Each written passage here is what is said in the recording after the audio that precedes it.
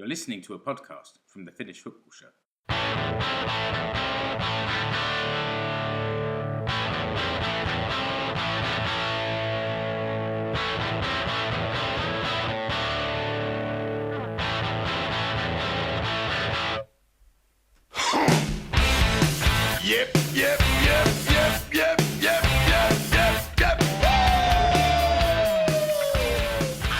Yes, it's the Finnish Football Show. Thanks for joining me. I'm Mark Wiltshire. We've got a big team here today. I'm joined by Keke Mülleri. Hi, Keke. Terve. By Rasmus Junila again. Hi, Rasmus. Hi. We've got another of the Finnish Football Show listeners, fans, Farid. Hi, Farid. Thanks for joining us. Hey, son. We're going to start this episode with a sad topic, which was the fire last weekend that destroyed the main stand at EIF Gnistan's Mustapekka Areena. We're going to get the inside story right now from Frans Enala, who's the head of communications and marketing at Gnistan. Hi, Frans. Hello. Nice to join you guys. Yeah, thank you. Thanks very much. After we've spoken with Frans, we'll also look back at the past month or so of action in the Veikkausliiga with SJK and HJK joining KuPS at the top of the table. Ali's going to phone in with his view of recent action at HJK, and also KuPS fan Jouni shares his thoughts on KuPS' season so far, as well as hearing from Farid, who, while he's wearing a Gnistan shirt, who he has a soft spot for, is also an EIF Ekenäs fan. That's his local team, so he's going to be telling us about EIF's season so far. We'll have a little look at the women's Kansallinenliiga, and look back at the 5th and 6th round results in the Suomen Cup, because we only had the semi-finals to look forward to. But I think that's enough introduction. So let's get started and bring Frans in. Frans, I woke up, I think it was last Saturday morning, and I saw this. I saw the news was being shared around, and I shared it with our WhatsApp group connected to the show about the fire down there at the Mustapekka Areena. It's awful situation, and everyone in the group was gutted to hear what has happened, just on a kind of football fan to football fan. You know, rivalries kind of go out the window when that happens. And that's why we're all wearing yellow and blue of some description today in solidarity. But can you just tell us, give us your perspective of what actually happened last weekend? Well, yeah. Well, yeah. First of all, I was fully asleep. Of course, this happened really early on Saturday morning, and then my phone just started ringing, and I actually thought that I had left my alarm on. I was pretty confused, but then I woke up and stood up and went to my phone and noticed that actually my dad was calling, and the time was 6:30, so it wasn't an alarm. So yeah, then I answered the phone, and of course, when my dad calls and it's 6:30, you expect the worst. Yeah. And I was really expecting the worst, like someone had died or something. But yeah, I answered the call saying that what has happened? Something has definitely happened now. And Dad just said, yeah, something has happened. Mustapekka Areena is on fire. And I actually think I denied this news like 3 times. I was just saying, no, that's not true. It's not on fire. It's definitely not true. I just were there like yesterday. I just left the building. It's definitely not on fire. But yeah, he after a while convinced me that it's actually on fire, and then I started watching all the news outlets, and yeah, Lord and behold, it actually was on fire, and I was just like stood there motionless, like I think I was in a shock. I actually didn't know what to do. But then, like, after a while, I got settled, started thinking I should definitely have to do something, and decided to go there. So I took my bike and really, really fast. I went there and saw the destruction. All the people were like in the opposite side of the stand, watching like the firemen putting out the fire, putting out the situation. But it was devastating. Like the situation was devastating. I could only see the ruins, the destruction. People were crying. They were hugging each other. Like I have to say, like the work we've put into this stadium and the main stand this year has been like extraordinary. We've been working all day, night and day, countless hours. Like all the benches there were like installed this year. The lounge area has been or had been expanded. All the kiosks there had been built this season. The sound system was completely new. All these different things, and it was gone in an instant. You could only see destruction. So of course, like people were devastated and crying, and I didn't know what to do, and I'm the communication and marketing manager of Gnistan, and of course I need to say something. I have to communicate to the people and tell them the news, and I made a few phone calls and asked around, well, what is the procedure here? What should we do? And then finally I got some answers, and then put this article on our webpage, just telling everyone what had happened and stuff. And then afterwards we had like a crisis meeting where all the people at Gnistan attended, and we're just like figuring out what should we do here, what are the next steps, how does this affect our men's team, our women's team, our juniors, and what should we tell to the media, because media was calling me all the time. So those were the steps that we took in the meeting, and I don't know, it's just a fog still. The rest of the day, I think I just reacted to different things, like people were calling and I answered. But that was basically it from my perspective. Terrible. We're now about 5 days after. Is there any idea yet exactly what happened, what caused this? Not yet. So the police is still like investigating, and we don't want to speculate what caused this. But no, sure. I think soon we will have some news about that as well. And you've had to take or make arrangements to sort of fulfill remaining Veikkausliiga fixtures for this year. So what's happening there? So yeah, of course the IFK Marienham match got postponed. I can't remember the date where it went to, but like was postponed. And the other home matches will be played in a different venue, and we don't know yet what's the venue, what the venue is going to be. Okay. But it's either Bolt or Myyrmäki, one of those two. Yeah. Okay.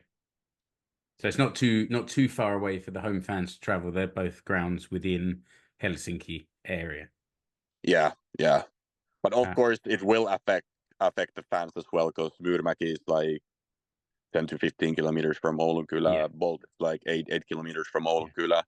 But yeah, let's see what happens. You have a kind of fundraising activities going on, some kind of recovery fund that people can contribute to. Do you want to say something about that? I've got a link, and I've also got the QR code in the blog post that goes with this episode, so anyone listening can find that, and I'll put the link very clearly in the description as well. But anything that you'd like to say about that and how people can help?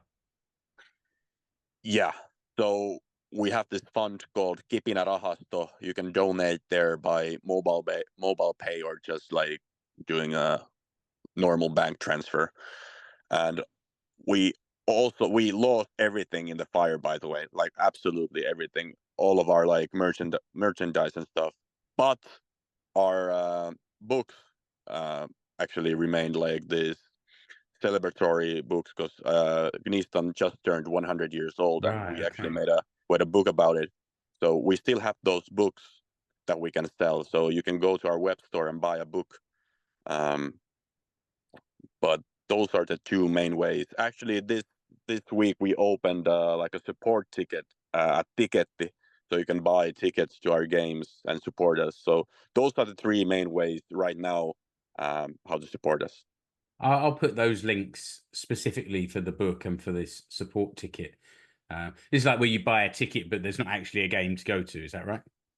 Actually, you can go to a game. Those tickets work in the games as well.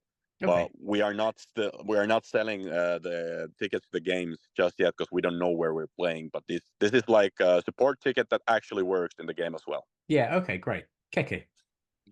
Frans, I just wanted to ask a couple of questions. Obviously, you said that the venue for your remaining fixtures hasn't been decided yet, but it came out quite quickly that Aki Rihilahti was like, "Hey, you guys can use Bolt Arena." So, I mean, how did that work out? Did he just give you a call, or?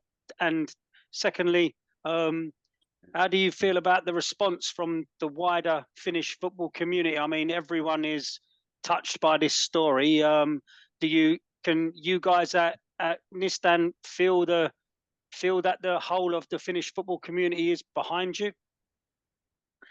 Yeah. First of all, yeah, Aki, he offered the Bolt Arena, and of course that's a great gesture. But there's still a lot of things to figure out. We still have to negotiate on different things, the commercial rights, the restaurant side of things, all those different things. For example, our commercial partners are totally different than HJK's. So how can we assure that our partners are visible in the arena? What about the restaurant services? Like in Oulun Kylä, it was almost like a festival. We had like these different restaurant partners who just came there and like had food trucks and stuff. So it's completely different. But we're negotiating and let's see where it goes. But of course, we're really how to say. Well, it was a great gesture what Aki made. But in regards of the, you spoke about the donations and the kind messages. Of course, we're all really touched. It's been amazing, and it's exactly what you said. Like we feel like the whole Finnish football community has like gotten our back, and nothing else to say. We're really touched. Yeah, I mean, sorry, I just wanted to say one more thing. Yeah, I saw very quickly the hockey national team supporters group Zenit and Veteranit donated something like €3,000 to your fund, so that will go some way to helping you guys. And just quickly, Frans, you said Gnistan has reached the grand old age of 100 years old this season. Obviously, terrible tragedy to happen in your anniversary year, but I mean, were there like historical photographs and stuff like that? Has that all gone up in flames as well? Yeah, everything, all the documents, all the photos, all the flags that we've gathered from our opponents, our kiosk, our merchandise, our gym, our sauna, our well, everything, basically everything. So, yeah. Farid, you had a question. Yeah, actually, I have one short technical question, actually. What about the insurance? Have you sorted out? Do they support you, or to what extent about this premium, etc.? Because, of course, the history, unfortunately, is burned there, but what financially, how do they compensate? Have you started a negotiation with them, with the insurance company? Yeah. We're negotiating. Luckily, the field was fully insured. Our stadium or the main stand was fully insured, but all the stuff inside the stadium unfortunately wasn't insured. Some of the stuff was, but most of the stuff wasn't. So yeah, and you can imagine that in 100 years you actually collect a lot of different things and a lot of stuff. So yeah, that's all lost, unfortunately. And was this stand, because this is the main stand, was seemingly like the heartbeat of the club. Everything was in this one stand. The rest of the ground there. I haven't been to Mustapekka Areena, so I don't know what the rest of the ground is like, but the main stand was kind of the heart of it, I suppose. Yeah, definitely. All the locker rooms were there, the office, kiosk, gym, sauna, everything, and the history. All of the history was there as well. Yeah, you can't ensure that, can you? Yeah, no, definitely not.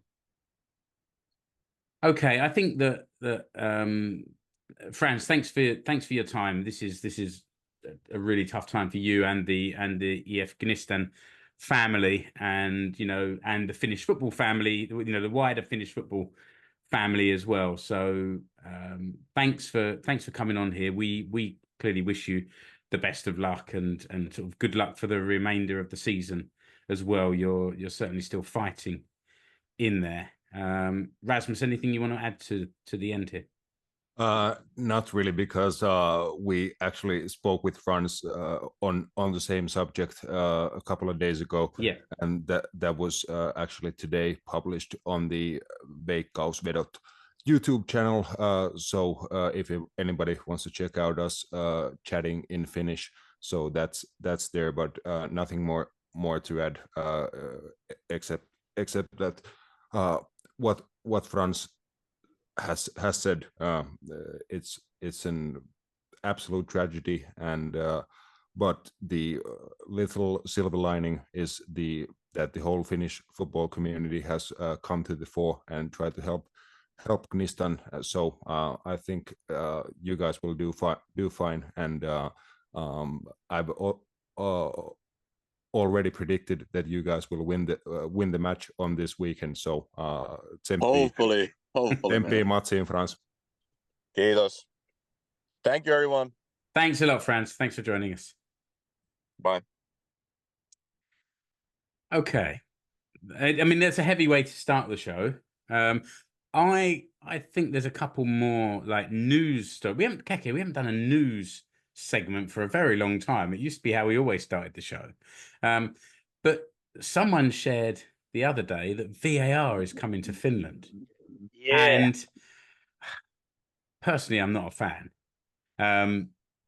There was a Helsingin Sanomat article a few days ago, and I've put a link to it in the show notes here.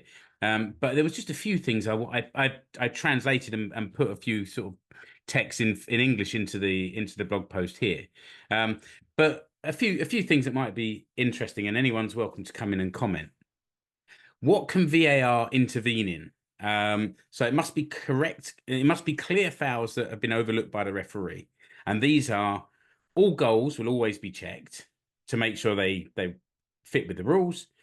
It can intervene in a situation where a foul is worth a sending off. They can check whether it should be a penalty or not. And has a card been given to the right person? That's it. So it seems. So that will be interesting, and also the difference to how we've seen it implemented in maybe in bigger leagues is that the VAR in Finland will be in a van sitting outside the stadium. There's going to be a team of 4 or 5 people in the back of an air-conditioned van monitoring the game from out there, which is noteworthy anyway. And the final thing is, when is it coming? So it's going to be used in the Finnish Cup, in the Suomen Cup, in the semi-finals, and then in the final. And then will be brought into the Veikkausliiga for the Euro final tournament at the end of the season. So it's a very select, like 8 games 11 games, sorry, in the beginning. I don't want this. No, I think you're on the same page as most football fans in Finland. I think it's been widely met with a sigh of disbelief or disdain, really. And I think one of the biggest points that people have raised is how much it's going to cost. Like how much this is going to cost. Who's other clubs paying? Is the Football Association paying? Who's paying? And you know, I for one am certainly not a fan of VAR. I think it sucks a bit of the passion and a bit of the life out of a football match, especially with these endless goal checks. Have to say it did go quite smoothly at the recent European Championship, but yeah, sitting in the back of an old TV licensed transit van outside the ground. I mean, you know, imagine if the fans get wind of where they are and they've done it.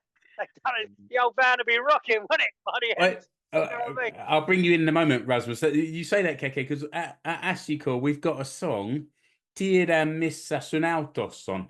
Now we will know exactly where their car is because it'll be outside and full of referees in their shorts, I imagine. Rasmus, do you want to add to that? Yeah, I was just about to say that, of course, it went smoothly in the Euros for you guys. You are English and you went to the finals with a fucking dodgy VAR call. Sorry, I promise not to swear. You can edit that out. But oh dear. So yeah, but if I can say, do you know, Rade, who will pay for this VAR in Veikkausliiga? I actually don't. I assume it to be Palloliitto, the Finnish FA, to pay for it. I don't know if clubs are going to have to chip in at some level. I assume not, because it would be the VAR truck solution. So there's no need to implement loads of cameras and screens and computers on every Veikkausliiga ground, because obviously it would be pretty difficult, because facilities at a lot of Veikkausliiga grounds are pretty different.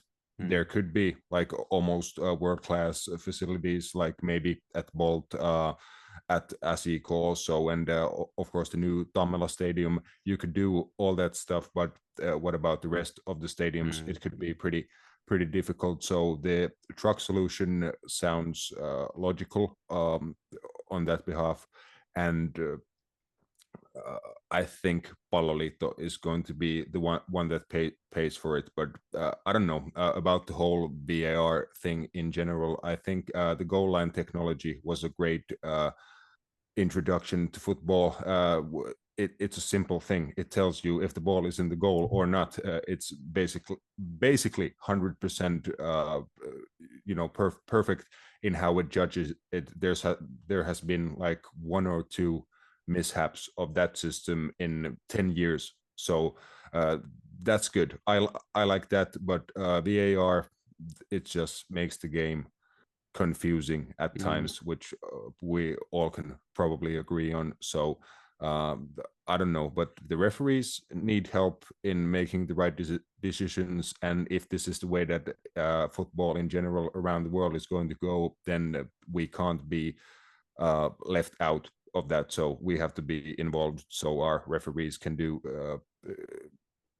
referee matches at a higher levels. So they have to get familiar with using VAR and stuff like that. So it's unfortunately, I think it's inevitable, but I don't know. I don't like it too much either. But I don't know if we don't have the goal line technology, is that something that the VAR is going to check? And I don't know. It's just going to be annoying. They are still going to get some decisions wrong, or at least people aren't going to agree on them. So yeah. Okay, I guess we'll have to agree that we wait and see what happens there. There's one more news story that came up this week, and Rasmus, you brought this to our attention, I think. There was a story on Bitcoin forum from an online gambling company that this is from Fairlay, kind of cryptocurrency gambling organization, that they had looking into or investigating games from Ilves-Kissat, and Ilves-Kissat are in Tampere. They're not connected to Ilves. They're a club that's, if I understand correctly, they moved from Karjala to Tampere after the Second World War. Yes. But they're in your area now. So can you tell a little bit about this story keeping on the right side of the law, obviously. Yeah, I've actually done work for Ilves-Kissat on a couple of previous seasons. I think I started in 2021 and did some stuff for them in 2022 also.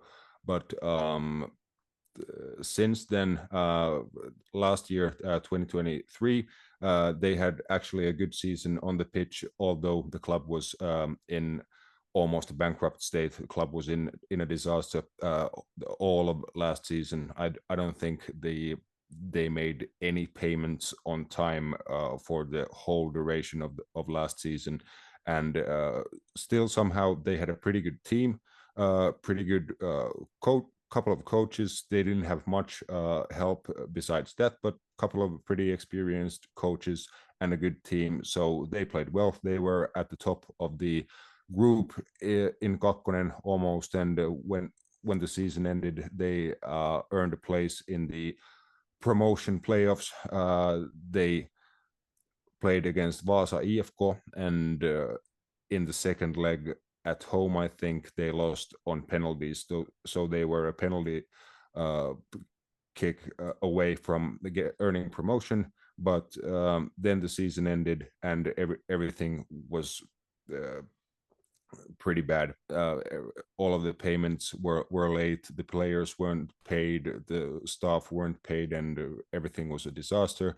And then the group of the ownership group, which consisted mostly of long-time players, some former players, but some even current players in the team, Finnish players that been there for a long time. They formed a company for the first team and the first team operations, and that went sorry again pretty fast. And then this season they could have applied for a place in Ykkönen, incredibly, as Honka and HJK and so forth. What happened with them, and they didn't because they didn't have no money, and they were this close going bankrupt because they couldn't pay any payments. They couldn't get they couldn't get training time. They couldn't get a pitch to train on because they owed so much money to Tampere city. So the situation was pretty bad. Then at the last minute, I think this was in March this year, that came in the Ukrainian ownership group, a Ukrainian businessman involved in the restaurant business and sports goods business and stuff like that. He became the main owner, and there's a few of his associates that form the board of the club and the company behind the first team. And they started forming a team with a pretty quick schedule. They had only weeks until the season would begin, and a new team. There's two players, very, very young players. I think one is something like 18, and the other one is in his early 20s. Two young players still remain from the team of last year. Everybody else, new players, mostly Ukrainian players, a couple of Russian or Georgian players, but then the rest is Finnish players, young players, or players that haven't even played at the level of Kakkonen. They played in Kolmonen or levels below or something like that. You know, the team was a mess. The chairman of the board at the start of the season, he was the head coach and also the starting center back.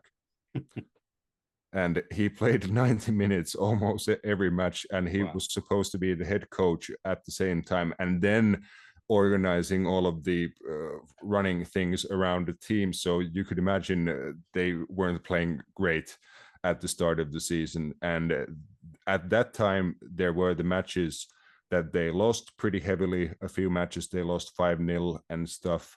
And I've been actually working for them this season at the Tammela Stadium. I've been the announcer and stuff like that. They just asked me to do the media and communication and stuff, because I can assure you, if I wouldn't do it, nobody would do anything, at their social media, or it's a bit strange. But I've been to all of their home matches, to the heavy defeats as well. I've been to a few of their trainings and stuff, but I don't think they are losing matches on purpose. They play to win, but a lot of the players are Ukrainian and the rest are Finnish. Some speak a little bit of English. Maybe, they try to communicate in English, but the reality is most of the team don't speak the same language. They don't understand each other. Some of them don't speak a word of English, the Ukrainian or Russian players. So that's pretty hard for the Finnish players. And, so nobody knows what's going on. And that's how it looks a lot of the time. But, so it could be rather than throwing matches, they're just not a very good team. Yeah, I don't think they are throwing matches away on purpose at all. But then they had a new head coach, and actually it took them like 3 months to have a Finnish bank account. Mm-hmm. They couldn't get money in or out.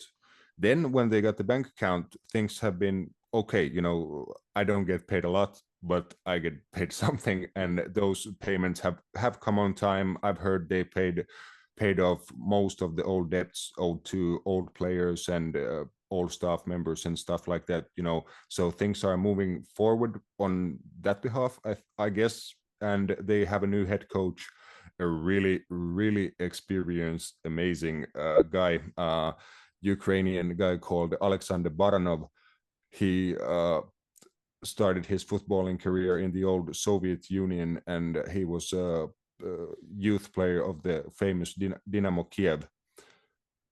And he also played for Spartak Moscow and Metalist Kharkova, big clubs in Ukraine and Russia. And he also won he scored in the final of the Soviet Union Cup in the 80s and won the final. And he's been a coach in Finland. He promoted Vikingit from Kolmonen to Ykkönen in the early 2000s, and he's done loads. FC Kontu was a club he played for a long time, and they have a youth academy named after him as well. So he's a really, really experienced, charismatic fellow. He switches fluently from Finnish to English to Russian, and he tells everybody exactly what to do. So he's brought them nice, better organization at least, and they look a little bit more like a football team now, and they have earned a few wins, and they have a chance of fighting for not getting relegated, so staying in the division. So I think they have a chance of doing that.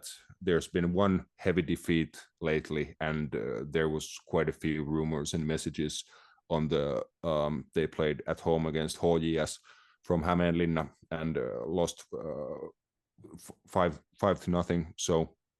So that was a pretty heavy defeat, and there was a lot of rumors that at the second half there was a lot of money put on the over 3.5 or over 4.5 goals, and actually 4 goals was scored in the second half, and that has happened a few times this season. And that's what the thing was about.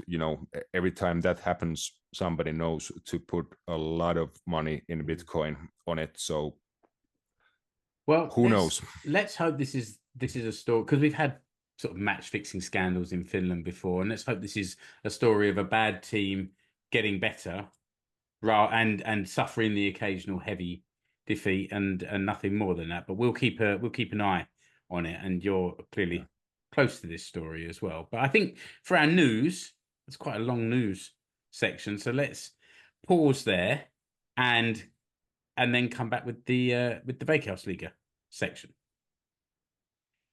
And as we have Farid here, why don't we start that section going in from Ilves-Kissat losing games heavily to EIF Ekenäs, who have just come off the back of quite a beating the other day.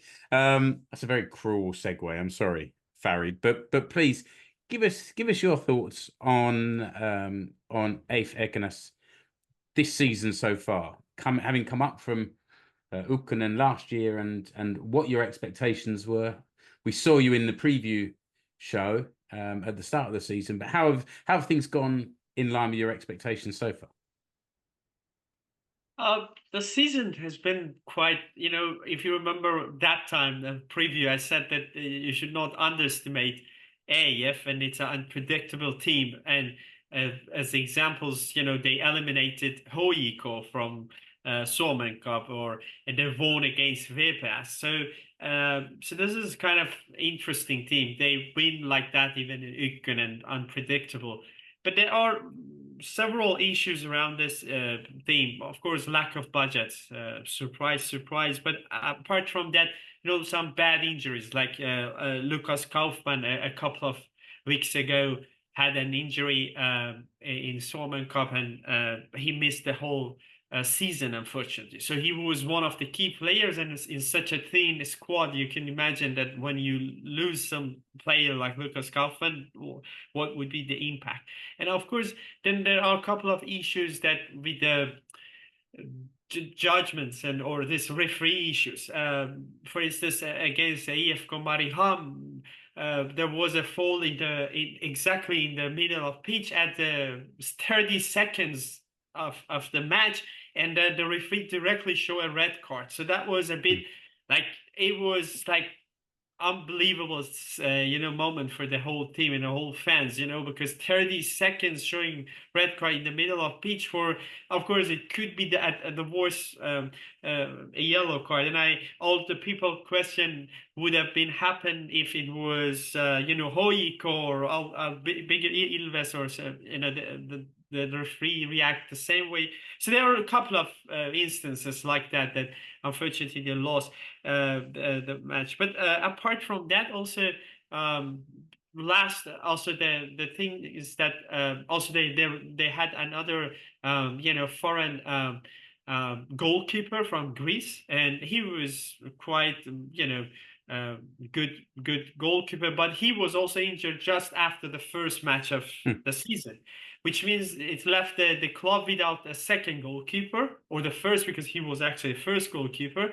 And then it happened that Almeida, the current first goalkeeper, actually got his fourth yellow card against VPS last week, which means that he couldn't play against FC Inter. So did they put you in goal, Farid? Sorry? Did they put you in goal instead? I wish. I think I would. I would have played better, because then they were searching panically for a goalkeeper just for the one match, and then they found, perhaps you guys know of the SJK supporters, Otto Huhtanen and Rasmus, I trust. He came just in the evening, a day before the match, so the evening of Saturday, and the match was on Sunday. So, it's a bit question mark, because he couldn't got any contract last season. So he actually, I think he stopped his career last season, and he didn't want to continue for, I think, professional reasons. So anyway, he started at the match FC Inter, and it was a fiasco. So it shows that the score it shows, and I don't know, it was it was terrible. I put 3-4 games, and just to finish this, Rasmus, and then I want to hear from you. But the thing is that also after the match, Gabriel Zatar, the head coach, was very angry, and in the press conference he actually blamed the sporting director of EIF, Peter Haglund, that he knew that we don't have a goalkeeper for several weeks, and it was a matter of time that the Almeida would receive another yellow card and he cannot stand. Why didn't he react earlier to find another goalkeeper? Which Petter claimed that, okay, it's difficult to find a goalkeeper. So that was the story about things. I can continue, but perhaps Rasmus wants to add something here. Yeah. Just quickly on Otto Huhtanen, really interesting that he ended up in goal for EIF for one match, because I think he played his last match on a year ago for SJK Akatemia in Ykkönen, and I don't know if his contract ended at that time or he suffered an injury or something like that, because he hadn't played since, and then he suddenly appeared in goal for Ilves 2, the Ilves Academy team playing in Kakkonen. They had some goalkeeper trouble, injuries for young goalkeepers, and then some of their goalkeepers playing for the first team, or at least being involved or on the bench for the first team. So they had him in goal out of nowhere at the start of the season. Can't quite remember. I think it might have been May or something when he appeared for Ilves a few times. And not to be harsh on the lad, but I don't think he was great in Kakkonen either. It showed a bit that he hadn't played for a year. And confidence must be shot as well, mustn't it? After being released or deciding to quit and then coming back and not getting into any sort of rhythm as well. Yeah. And I was shocked that he used to play even for Newcastle under 21 team at some point. Said his level was, I don't know. And it was interesting that his younger brother was actually keeper of FC Inter the same match. So two brothers actually at the goal the same match. So that was about this match. It was interesting to hear about Rasmus, because I was sure that he knew him, of course, as well as Mark. Yeah. Just quickly, he's a bit taller than his little brother. He's a good-sized goalkeeper, Otto Huhtanen. I think his brother Eetu is a bit shorter. He used to play for Ilves, the second team, and I think he played a few matches for the first team also, but not been too convinced on him. But he's been doing okay for Inter. At the start of this section, I should have run through the Veikkausliiga table. So let's do that now, just so that everyone knows where everyone stands. In first, well, it's really tight. That's the most exciting thing about the table so far. After sort of, well, anywhere between 14 and 16 games played, we've got KuPS at the top on 28 points. HJK second on 28 points, SJK third on 28 points, Haka fourth on 27, Ilves fifth on 26, and VPS sixth on 25 points. It's like 3 points between the top six. That's what you want to see. It's brilliant, isn't it? Yeah, it really is. It's exciting. Everyone's lost sort of 3 or 4 games up there.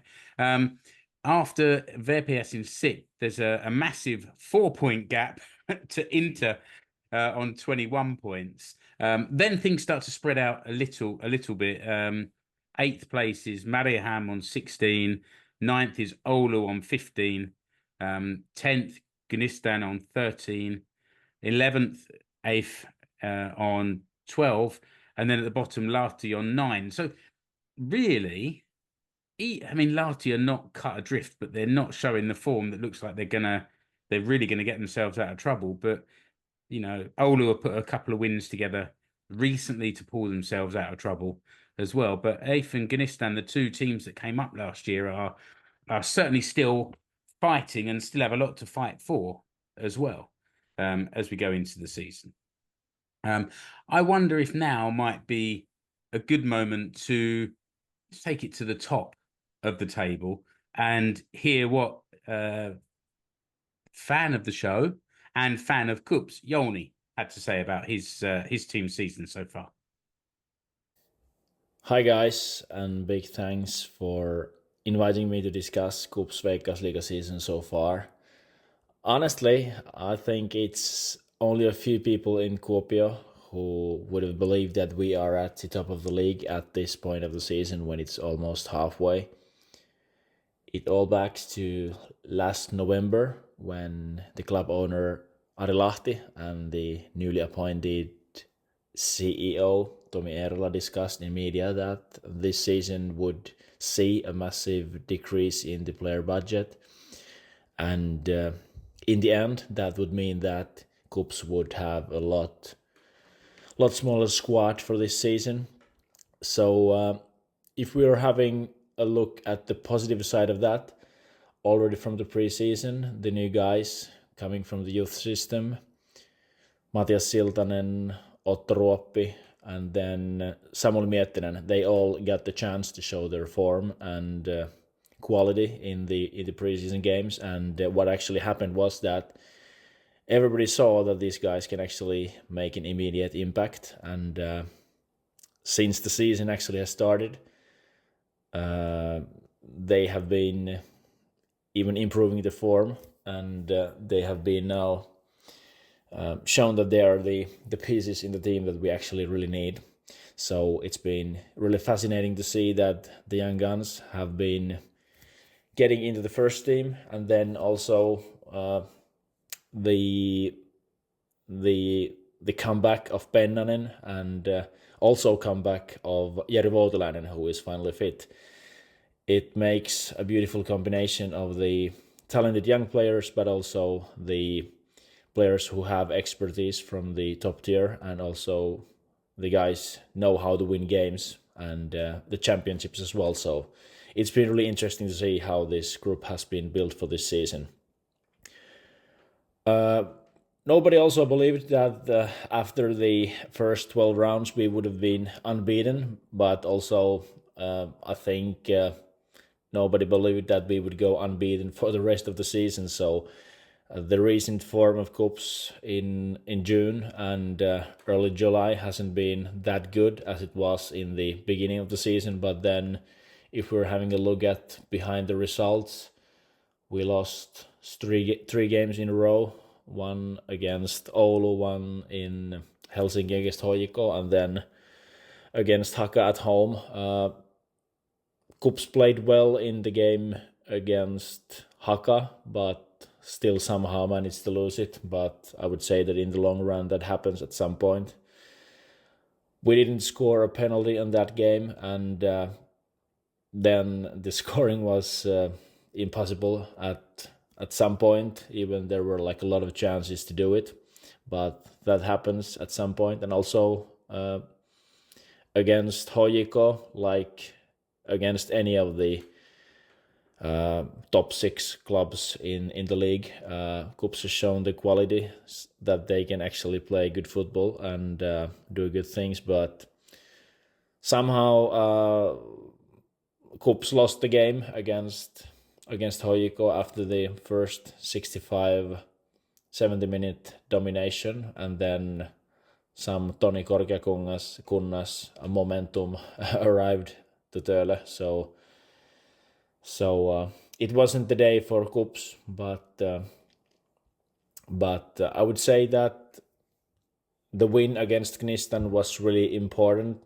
Even the performance against them wasn't good either, but now it's interesting to see how this first European tie will go. The draw in the away game against Luxembourg was a bit of a disappointment, but I would say that KuPS has a good chance to win them at the home soil. And like in the loss against Oulu, the Luxembourg team played really defensively, just parking the bus, and that has been KuPS's worst challenge this season. If the opponent isn't willing to attack, if they aren't willing to open the game, they will have a hard time just to unlock the bus and how to go to the offensive area, because KuPS has been dominating the ball against all the teams, but then it doesn't make sense if you can't create any threat into the attacking zone. So that's also something to develop and improve during the summertime. And when we're having a look at the transfer window, only one new guy has been arrived to Kuopio so far. He was Osmane Diawara, who came from the Austrian League. He spent there a few months in the beginning of this year, but he actually has his background in the Swedish Superettan, where he may do the score sheet at least. At least he scored a few goals, so I would say that he knows the Nordic mentality. So hopefully he would be a fit for the KuPS team, and finally he would be the number 9, a bit kind of like Lucas Rangel, who was back in the days in Kuopio and was the number 9 when KuPS was winning things a few years ago. So it will be interesting to see if the squad will develop and if there will be more changes. At the moment, the only guy to leave the squad has been Pyry Lampinen, who didn't get that many minutes. And this week there was an article in newspaper Savon Sanomat that there would be now a possible departure of the 17-year-old Mattias Siltanen, and there were possible interest from AC Milan and Juventus. So finally some big clubs interested in Kuopio-born players, and that's also like a good signal for the whole youth development. If they just can keep it coming like this, it would be like a massive boost for the whole financial infrastructure in Finland and in Kuopio, because there hasn't been that many players to reach the international level that have been coming from Kuopio lately. So interesting times. The title race is on, and this week KuPS playing Lahti on Sunday will be like one hell of a match as well. So we'll be waiting for that. Okay, thanks for that, Jouni. I like this. I like having Farid on talking about his team and other people contributing. And if you're listening and you think you have something to say about your team, you know, someone from Oulu, from Mariehamn, Inter, Vaasa, Haka, for example, we were very open to having people come on and talk about those clubs particularly. HJK have also they just sort of had a pretty indifferent start to the season. Really, they're sitting on second in 16 games, 8 wins, 4 draws, 4 defeats. They've not had a great time in Europe. Ali sent this to us about HJK's season so far. Hello everyone, it's Ali here reporting on all things HJK from the capital. There is a lot to get through, so I will try and give a concise and bite-sized version of all the events that have been happening over the last couple of weeks. Well, where to start? The league form had picked up until a couple of weeks ago when they made the trip north to Tampere to face Ilves. There was a huge away following, a lot of optimism going into that game, even though it was a top-of-the-table clash. And they were humbled, quite frankly, 3-0, which definitely brought some delight on the WhatsApp group at my expense. But no grumbles, Ilves were definitely the better team, and HJK really, I hoped it would be a bit of a lesson for them following that game, but then it kind of stayed bad. I think that's the only word I can really describe it as. When they went to Lithuania to play the Lithuanian champions, Panevėžys. Now, I apologise if there are any Lithuanian listeners out there. I will try that again. Panevėžys.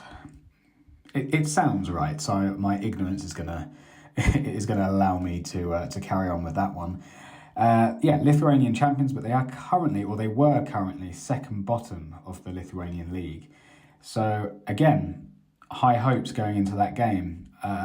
Particularly even when the draw was made, there was a lot of positivity, a lot of optimism amongst the HJK fans.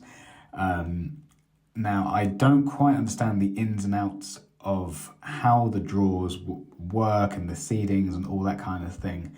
But somehow, because Real Madrid won the Champions League, it allowed HJK a slightly easier route throughout the Champions League qualifying rounds. Don't ask me how. I was just reliably informed by someone who knows far more than I do. But saying all that, it's made no difference because HJK lost the first leg 3-0 in Lithuania. And yeah, on Tuesday for the return leg, it finished 1-1. The first half performance wasn't good, but Lee Irwin, and I'll speak about him in a second, got his first goal in HJK colours, and it was 1-0 after about the 38th minute.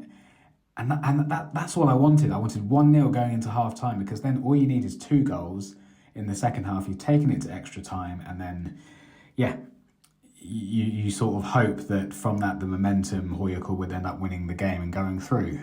But unfortunately, after 1-0, there was a terrible misplaced pass from the centre-back, Boema, who didn't have the best 45 minutes of his career.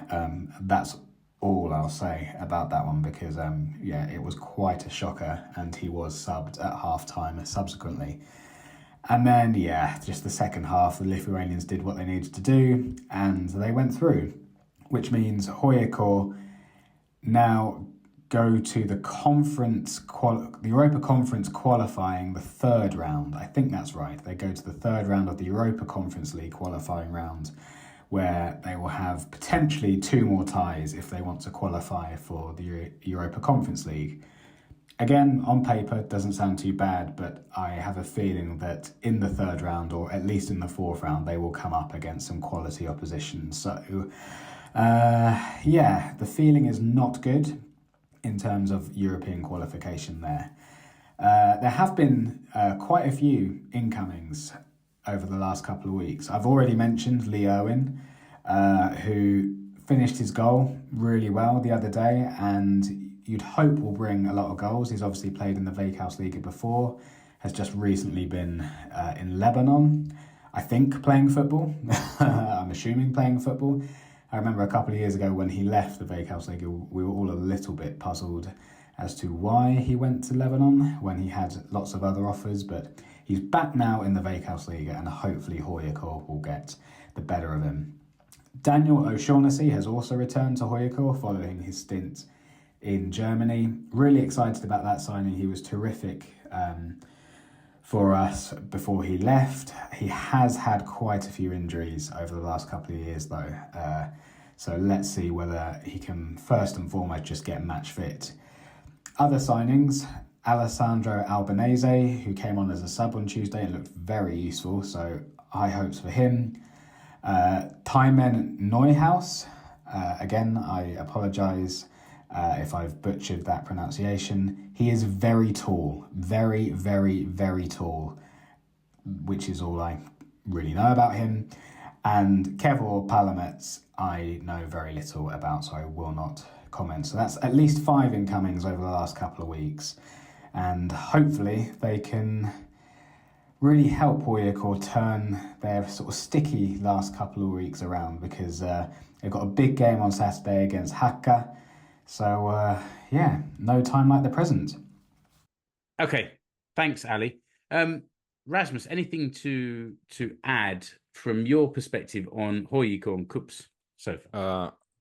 Yeah, just to start on HJK, I've been saying this a lot, and from the start of the season, even before the start of the season, when you heard of all the troubles HJK were having on the manager, head coach situation, and the new sporting director was not quite cutting it, so they both got sacked, and that was coming for months. I think that was inevitable when you heard of the whole situation in the beginning. It might have been or in December of last year when you heard of that the new coach didn't get the proper license and so on. So all of that mess has shown on the pitch, and it usually does when when things are run badly in a football club, it always shows on the pitch eventually. So that's what's happening with HJK, and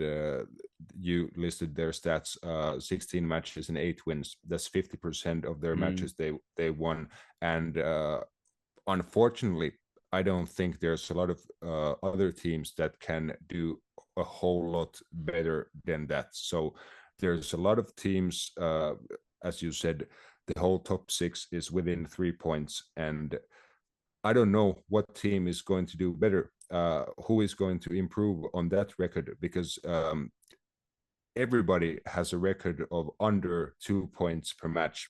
That's not good. Last season, HJK won the league with 53 points, I think, and from like Ilves' perspective, they are 5th, but still in the race. If Ilves would win all of their 11 remaining matches, they would end up on 59 points, and that would be 6 points more that would HJK won it last year with. So I don't think there's a team that's going to go on a 10-game winning streak. I don't see it. If you can do 7 or 8 wins out of the remaining 11 or so, that would be good. Who's going to do it? There's a few teams that can do it. Is HJK going to do it? Are they going to win most of their remaining matches? I don't know, but the league is very, very exciting. But who has the quality to, throw HJK off their perch eventually? Well, maybe there's a lot of teams that have the same level of quality this year, and it could be that everyone is sort of stealing points from everyone else. From in 3rd place is my team, SJK, and I had that conversation with Stevie Grieve a couple of episodes ago, and he said that one of the aims was, okay, play exciting football, but also defensively be on the average for the league, which is quite an interesting way to look at it. Average for the league and try and score more goals than you let in, but seeing that as kind of a par for the defense. And we've had a couple of really good results in the Suomen Cup and pushed us into the semi-finals, including an incredible 5-1 win at home to VPS Vaasa. That was beautiful. That will go in the memory for a very long time. But in the league, it's been closer. 2-1 at Oulu, having beaten them the week before at home in the cup, then went up to Oulu and it was 2-1. It wasn't easy. 2-1 at home to Haka, and just before we beat Ilves previously in the cup, a 2-2 draw away at Ilves around that same time. So we had a wobble. We dropped down a few places. We sort of steadied the ship and climbed back up, and make the journey to Mariehamn this upcoming Sunday, the 21st. And we'd be hoping, based on league tables, to get back into that winning position. But it's the positivity around the club continues this year for sure. Yeah. I'm gonna say it now. I think SJK is the best team in the league right now. They are the best coached team. They play the most balanced football. They do the most winning actions consistently in the game. I watched them 2 times against Ilves in the space of 4 days or so, and they were really good. They aren't perfect. They don't have the strongest squad in the league, but the team is really, really good and knows how to win. I think that's going to go a long way. I would be surprised if you guys fell out like you did last year under Joaquin Gomez. You did really well the first part of the season, and then fell quite a bit in the latter part. So I don't think that is going to happen, and that's going to give you guys a really good chance of fighting for the title or even winning it, because HJK's season is on the brink. They have to win 3 ties in the Conference League qualifications to make it to the groups. If they don't, that's a total disaster for them as a club, as an operation, and for their strategy and everything. So they have to win the league, and it just doesn't feel like they are going to do it. I think it's a bit sad if they do it, because they aren't going to be good and doing it. Last season was like that also, and I can almost categorically promise as well that Ilves is not going to win it. I would be the happiest man on the planet if they did, but I don't think so. They lose way too many points and are way too inconsistent in terms of winning matches in a row. I don't think that's going to change this year. Ilves has a 3-year strategy. This is year 1. This year they have to be in the top 3, I think, to get the Conference League place for next year, as SJK threw us out of the cup at the first go. So that's my predictions at this stage. What about your perspective of your local rivals, Haka? They seem to be quietly going about their business in a very efficient way, sitting 4th on 27 points. They're right up there among it all as well. They're this year's VPS, aren't they? FC Haka. You Yeah. know, it's like, and I think it's good to see them back. But yeah, Rade, what are you saying? I think Haka is going to go a long way in the cup. They have a really good chance of winning the cup, and they could do really good in the league. I think they are the outsiders. Nobody's expecting nothing of them, and they're also playing really well, being pretty efficient and clinical in finishing. They don't need a lot of chances. They score a decent amount of goals. Yeah, that's what happened when we travelled there 6 weeks or so ago. It was a very even game. Both sides had the similar amount of chances, but they just took 2 of theirs really clinically, and it made all the difference. So not to be written off. We'll talk a little bit about Suomen Cup a little bit later. I guess I haven't seen that much of VPS since we beat them in the cup, so I don't have anything too positive to say about them, other than they're still winning. They're still keeping there. They're not by far from being out of it. They win.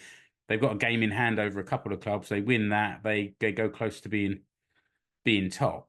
But I don't think they have 1 in 5. No, yeah, they've gone on a 5-match winless streak, but that does include 2 defeats in the Europa Conference League.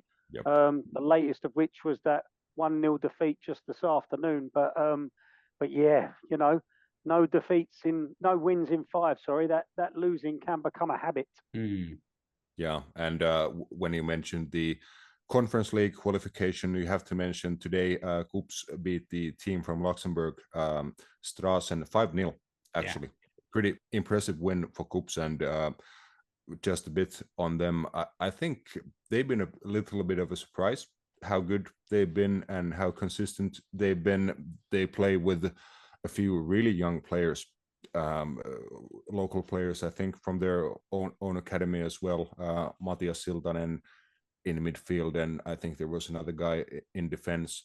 So young players, and then some experience, a good coach in Honsu, of course.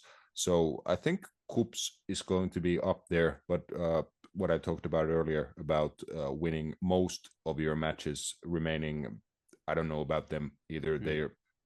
They're a bit too much like Ilves. They win 1, draw 1, lose 1. They might win a couple, but then same continues. So. And Jouni won't have mentioned that in his about that 5-0 win, because he recorded it before he drove up to Kuopio this morning to watch that game. So I dare say when we finish recording, there'll be some celebratory posts in a WhatsApp group telling us how much fun he's had up there. I think it's worth noting Inter, because they had a shocking start, but they're clawing their way back up into the top, towards the top half of the table anyway, with a 3-1 win against VPS, then a 3-0 win with Lahti. There was also a 2-2 draw with Ilves in there somewhere as well. And of course, sorry again, Farid, I will mention it. The 7-0 winner in Ekenäs on Sunday. So they've done their goal difference some good, and got points on the table to get themselves up to 7th and within touching distance of the top 6 anyway. Yeah, I mean, by contrast to VPS, who we just spoke about, Inter Turku haven't lost in 7 matches, and I think they've won 6 of those with 1 draw in there, a couple of cup matches, but as we said, those winning habits and losing habits, those things can become habitual. So you need to be moving in the right direction, don't you? And Inter Turku certainly doing that, scoring plenty of goals as well along the way. So go on, Farid, please. Yeah, sorry, I just want to add something about FC St. Turkish.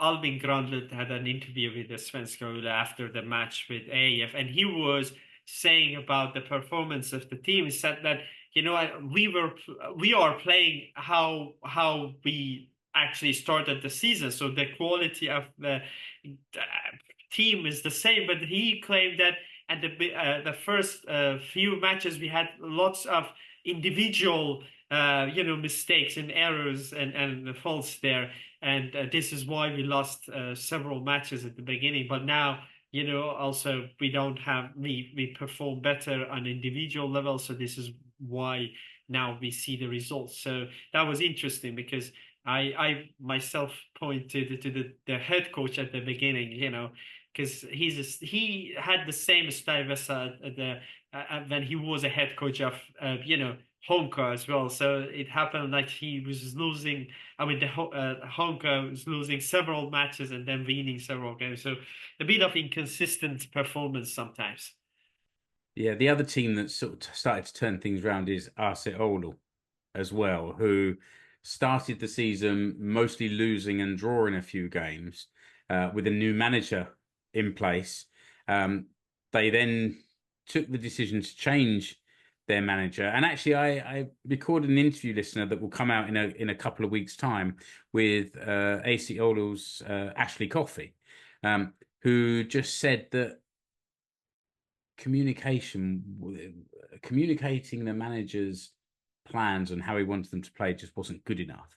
Now they've changed the manager again, things seem clearer, and it's showing on the pitch.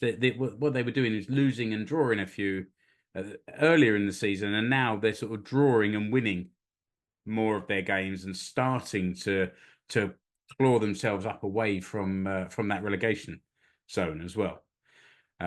So yeah, good luck to Oulu and Max, friend of the show, Max, who was on earlier this season. If you're listening, your boys might still have a chance. Yeah, interesting. The new coaching staff, Greek head coach and a couple of other Greek coaches as well. So that's been going okay. They had the new manager bounce result, and then they had went on from that. It was a really, really important win against Lahti. Lahti led the match until 75 minutes, I think. Yeah. And Ashley Coffey scored twice on penalties, 2 penalties. So yeah, he did actually say that they were fortunate to get that result based on how the game went. But maybe when you're not playing well and you're getting those wins late, that shows that you're doing the right thing. Yeah, but Keke, don't smirk at me. You were waiting for a cliche to come there. I could see it, and it didn't come, did it? No, I was just thinking, let's see if they still get those penalties when the VAR truck's sitting outside the ground. Yeah, good point. Good point. Yeah, but I think the relegation battle is going to be really tight as well. Lahti is only 3 points away from the rest, so that could be really, really tight.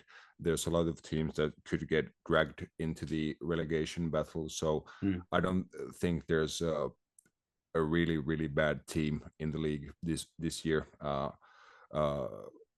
you might have thought that EIF could have been that, but I don't think they've been that at all. They have good players that have Veikkausliiga experience from other places, and then they have quite a few talented young players. So I think they at least give the other teams run for their money when they play against them. So Lahti has been really, really disappointing, but I think Ricardo Duarte might as well might be cooking something over there, and they might have a more positive ending to the season. From what Farid was saying earlier, it seems like EIF has got the most talented injury room in the Veikkausliiga at the moment. Yes, but they are today. At least there was a good news that they finally got a new goalkeeper.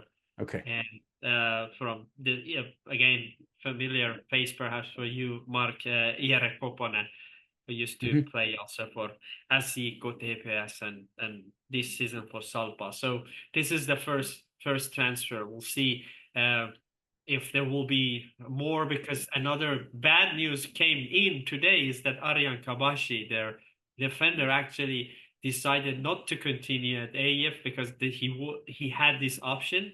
So his contract was until today, and there was an option to extend. But today, no one knows why he decided not to continue. So now I'm a bit frustrated at myself because I bumped into him last week. I wish I would have asked why, or perhaps we are in a small town. It's likely that I bump into him again. But yeah, so again, they lost another key player from this slim squad. Okay, I think that for Veikkausliiga, we should draw a line under it and have a look at what's going on. Let's just talk about the top scorers, sorry, and then we'll move on to a little bit of Kansallinenliiga. So at the top of the goal scoring table, we've got Ashley Coffey, just mentioned, 9 goals in 13 games. Then we've got Mads Borchers from VPS with 9 goals from 15 games. Ilves Santeri Harala on 8 from 15. Jaime Moreno from SJK 7 and 14. Evangelos Patulidis from Haka on 7 in 15. And then Fal from Haka on 7 from 14. So I'm not going to go any further. That's your top 6. And there's a link in the blog post to all those top scorer. But let's look at Kansallinenliiga. Rasmus, you've led this the last couple of times. Do you want to give a little overview of Kansallinenliiga action that you've seen or that you've followed? Not too much, to be honest. I was actually preparing to go to Suomen Cup, but of course I can talk a bit about the Kansallinen Liiga as well. HJK continuing unbeaten at the top of the table. They've bridged a 5-point gap to KuPS, the reigning champions and the champions of, I think they won 3 in a row at least in the Kansallinen Liiga. So HJK heading strongly towards the title. I think they're facing KuPS actually this weekend in a couple of days at the Bolt Arena at 2 p.m. So I think after that there's HJK Haka in the Veikkausliiga. So a pretty good day for Ali and fellow HJK supporters to go perhaps to both matches, the women's and men's top flight. But HJK doing really well, and KuPS is going to have to improve if they are going to catch them. HJK have won 10 matches from their 11 so far. In their last match, they actually drew 2-2 against Honka, but below KuPS there's a 6-point gap to HPS, and then a 3-point gap to Åland United, then 3-point gap to Ilves and Honka, who are level on 14 points.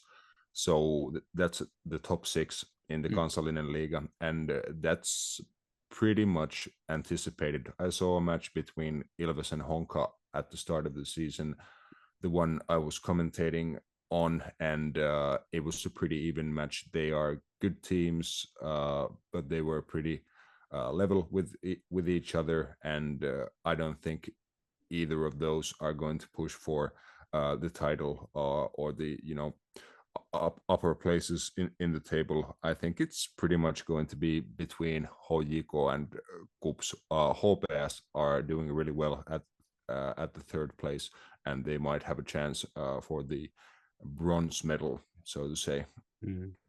And I noticed, Keke, we're gonna talk about the Helmerit in a separate episode, but Lotta Kalske from HJK was in the Helmerit squad, and she's sitting up there near the top of the Kansallinenliiga scoring charts with 9 from 11, just behind Gentiana Rocci from KuPS with 11 and 11, which is a very, very good return so far. Add something to what Rasmus said about HPS. I want to say that they are surprisingly good this season, and they become kind of stable team in the league, and this is very promising because it used to be under bottom back to a couple of years ago, but they all since last year they're coming up and up and up, and that is a promising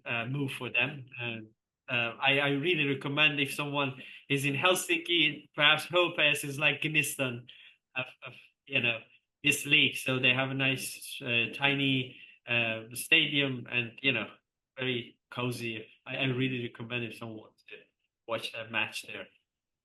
Nice, and I put link. Thanks, Farid, and I put links to all of the scores and tables and top scorers and everything in the blog post to go with this. It's brief. Kansallinenliiga, we've been going for quite a long time already, and we still need to talk about this Suomen Cup. So, Rasmus, you said you were preparing for this. Since we last spoke on here, we've had I think the 5th, 6th, and quarterfinal results. So let's not go back too far in history, but maybe to some notable results, at least from the 6th round onwards, if you've got something to add. No, I don't think so. Just go ahead.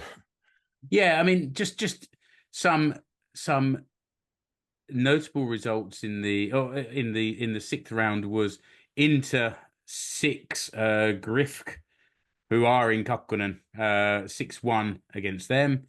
SJK 5, VPS 1. I'll never get tired of saying that.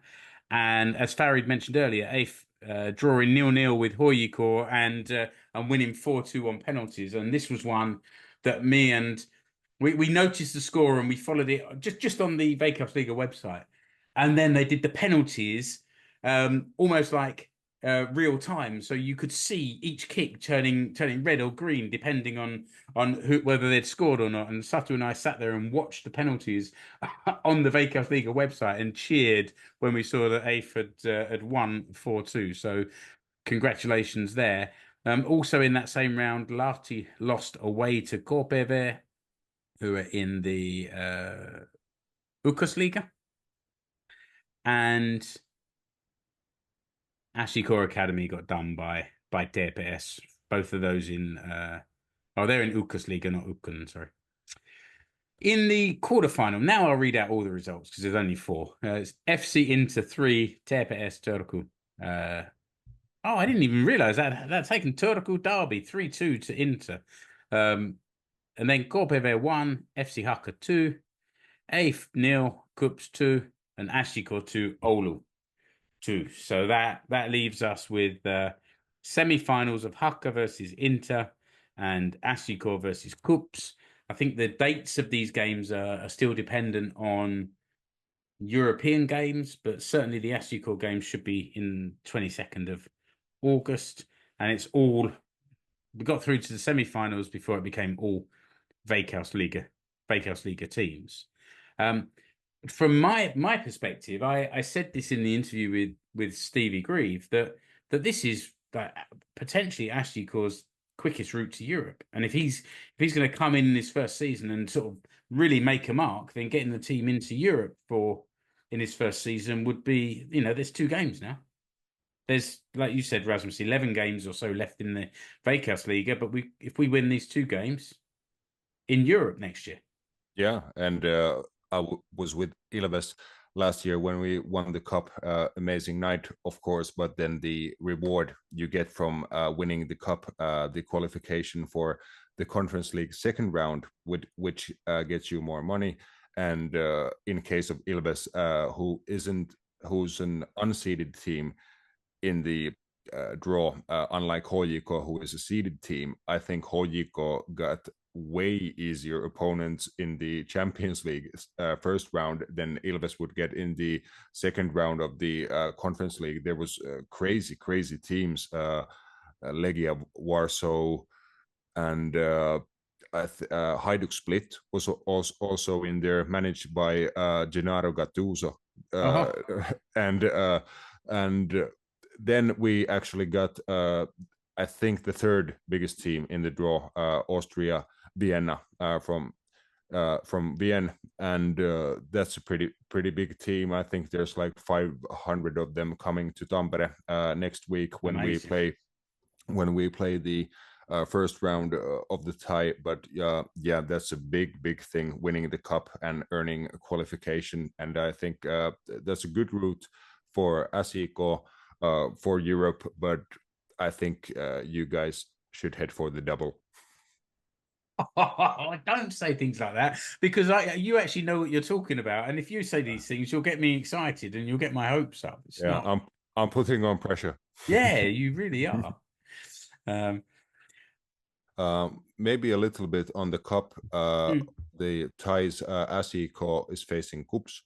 That's a really good one. And then Haka and Inter, I think both of those, they would have jumped at the chance of playing for Europe, because I don't think they have a chance in the league, or that good of a chance at least. But I think it's a shame that either one of Haka or Inter is going to go out. But I predict that the final is going to be SJK Haka, and I will be there at Tammela, of course.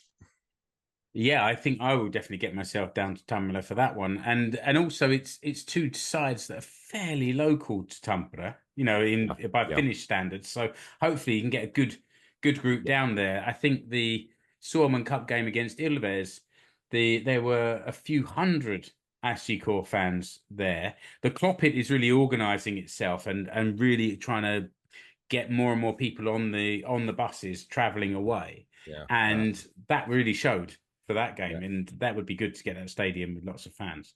Yeah. I'm ashamed to say that the turnout was pretty bad for the local crowd in that game. At the cup game, for some reason, didn't draw that good of a crowd. I think it was by far the worst crowd of the season, under 3,000, I think. But in the final, it's going to be really interesting what the attendance is going to be, because it hasn't been great at Olympia Stadium for the past couple of seasons. I've been to the finals, Inter against KuPS, and of course last season Ilves and Honka.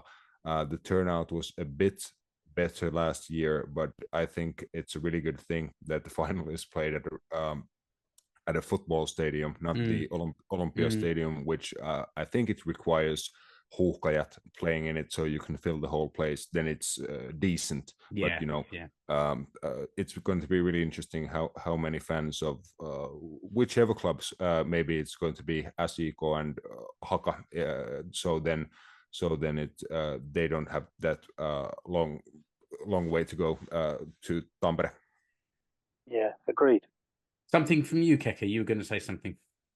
No, I just wanted to rewind back to the front for those listeners and just say, if you can donate anything to EIF Gnistan, follow the various links or go to their Instagram or their social medias and just, even 10, 15, 20 euros will help that 100-year-old community football club to come back from the devastating ashes. So, yeah, do what you can. And Farid, would you like to have some closing words before I stop the recording?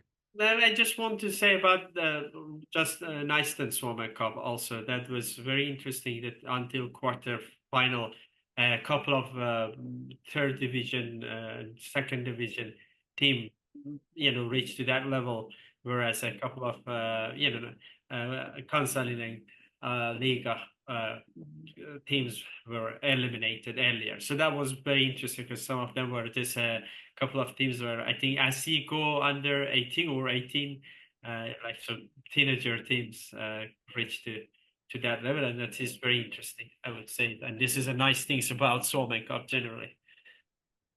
Very good. So Gnistan Suomen Cup is not somewhere we've yet got to the stage of covering, because we need someone to be able to come and to who knows it, to be able to come and cover it properly. I think we're lucky we have Rasmus, who follows the ladies game a little bit in the Kansallinenliiga. But I'm just about full with all the football I can watch. If you want, I can quickly go through the teams playing in the quarterfinals. Yeah, go on then. Yeah. Before that, can I, Rasmus, say something in reaction to what was mentioned? The problem with the Suomen Cup, Gnistan Suomen Cup, is that you cannot watch them anywhere. Right. Okay. Yeah. And this is make it difficult to follow. Of course, I follow on these, SofaScore, all these apps, and those also sometimes you don't receive unless you go to Palloliitto directly and change. So this is the problem. That it's not easy to follow.